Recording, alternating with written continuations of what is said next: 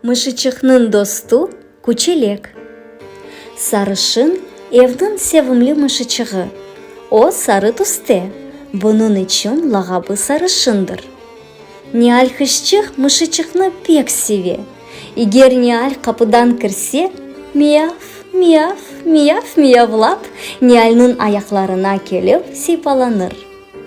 Хышчық та оны оқшап, «Ах, менің сарышыным» деп құшақлайды. Күндіз Nihal'ны ана-бабасы балалар бақшасына алып баралар. Өзлері ise ішке кетелер. Evde мышычықтан ғайры kimse қалмай. Ve sarışın яңғыз olғанда Nihal'ны пенжереде беклей. Пенжереге бақып, торғайчықларны көре, оларға сұқлана.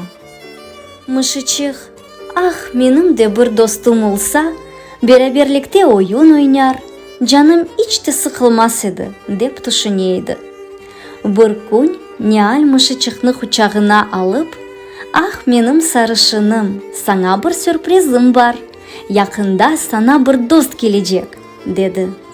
Сарышын бұна пек севінді ве ақшам сепетке ерте ятып, хаялға далды.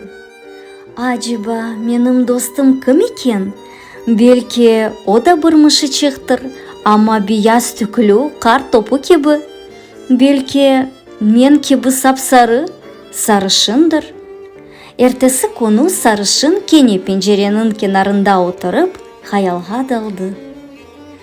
Белки достымның көзлері көк кебі мавы, белки күнеш кебі сап-сары, белки бейаз бенеклері бар, белки Nihal'ның қырмызы папучлары кебі. Yok, мышықлар қырмызы olmaz. Яқшысы мен сабыр етейім, ақшам көрерім достымны. Ақшам ана-бабасы Nihal келді. Nihal'ның elinde bir sepetçik бар еді. Sarışın pek iyi canlandı. «Evet мышычық, bu sepette senin dostun. Gel yanıma bak» деп мышычыққа көстерді Nihal. Sepetнің içinde мышычық değil, küçük bir күчелек бар еді.